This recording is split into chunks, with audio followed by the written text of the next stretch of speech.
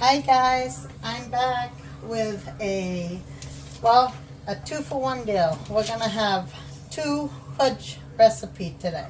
Peanut butter fudge, and at the end I will show you a chocolate fudge. I will tell you what I'm doing and what I have done and give you the recipe so you can do it too.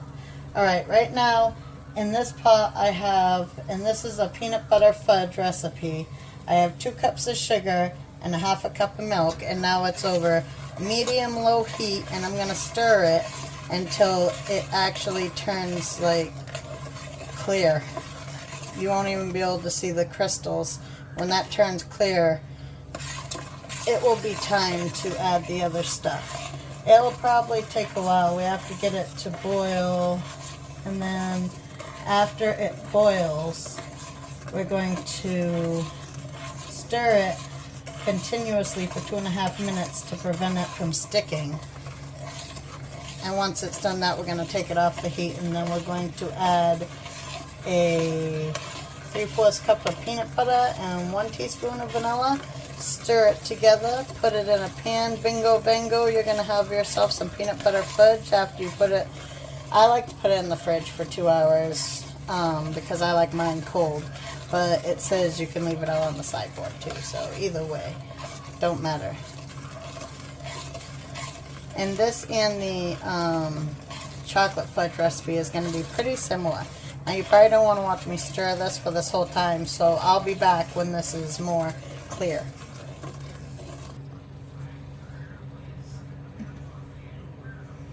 Hey guys, as you can see, it started boiling, so I have the timer on for 2.5 minutes, and I'm going to stir it continuously so it doesn't stick to the bottom or burn, because we all know sugar will do that. That's why it's on a low heat, and it took so long to get to the boiling point, but once I'm done with the boiling, I will show you it.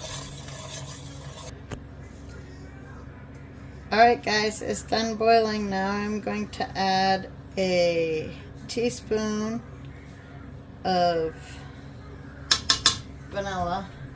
Some of it went down the bottle, so I didn't add as much in there. Don't want to over vanilla it. And now I have to add, is there something to get this out?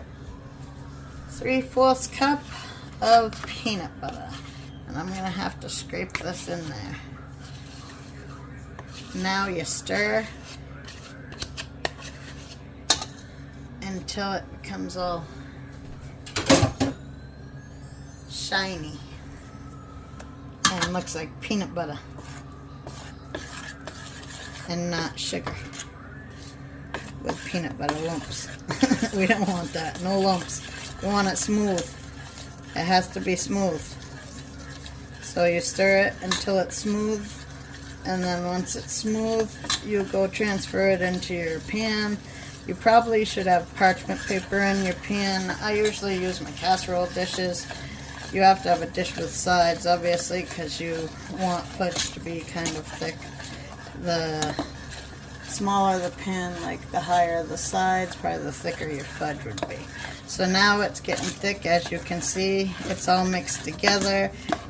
So as this is happening, you can see it thickening up. It needs to be transferred because everything is incorporated into it, and it's ready for transfer to the pan. I'd say that's pretty good. Alright. Okay guys, now I'm transferring it into the pan.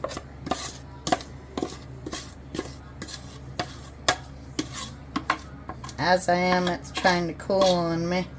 So I'm going to have to do this fast, or else I'm going to end up with chunky peanut butter mess instead of what I want, which is not that.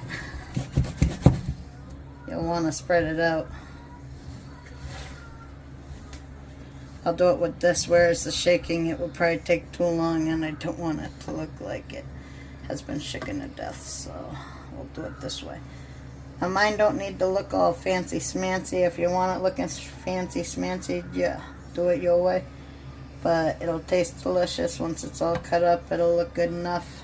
I'll lick this. It'll taste delicious as it is. Alright, I'll show you guys when it's all cut up what it looks like at the end. Hi guys.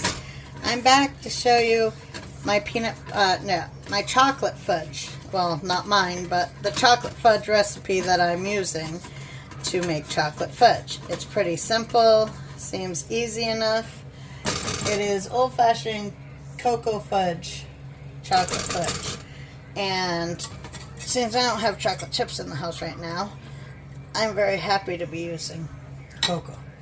So I have in this pan 2 cups of granulated sugar, 3/4 cup of cocoa, a 1/2 cup of milk. It says, in a medium saucepan, combine sugar, cocoa, add milk slowly while stirring consistently until smooth, which I'm going to do. It's going to take a while though. So while I do that and until it gets like smooth, I'm going to have you guys come back. Alright, I added the 1 stick of butter because I have it smooth. So now I'm going to mix this in and I'm going to stir it until it melts and blends in. And you will never know it was there. It'll just disappear and you won't see those bumpy lumpies anymore, you know what I'm saying? They'll be gone. So you just stir and stir and stir. But don't worry guys, it's gonna be worth it at the end, I'm sure. It's looking good. It's exactly how it's supposed to look. And then it should come up to a boil. And then after it boils, I have to boil it for 2 to 3 minutes. And then after that, then we have to cool it for like 2 hours. You can put it on the sideboard if you like a soft fudge. That's probably like, you know, not cold, soft. I like it hard and cold. So, I guess I like a drier fudge, like old school fudge, like Grandma used to make. But I like it cold. I don't know what it is. So that's all stirred in, and now I'm gonna wait for it to boil, and then I'm gonna boil it for 2 to 3 minutes, and I'll be back when that's done and show you the end. Hi guys, now I'm gonna add in the vanilla because it has been boiling for 2.5 minutes. And now it says to beat it with the mixer until it loses its shine.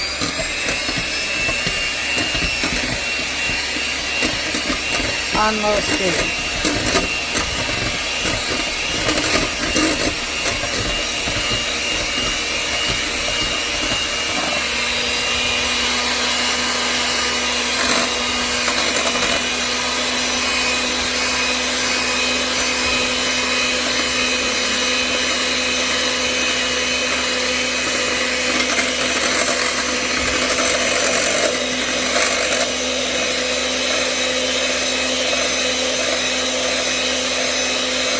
I'll come back when it loses its shine. Okay guys, it's lost its shine. Now I'm going to put it in my fridge for a couple hours and then I'll cut both of them and show you guys how they're looking. Alright guys, this is what the fudge looks like after it's done. Alright, let's see if I can get good light for it so I can let you see how it looks. This is how the chocolate fudge came out. Thick, nice. This is how the peanut butter fudge came out. It's great. I like it this way. So, this is the peanut butter and chocolate fudge. And I hope you like the recipes. Alright, thanks guys. Bye.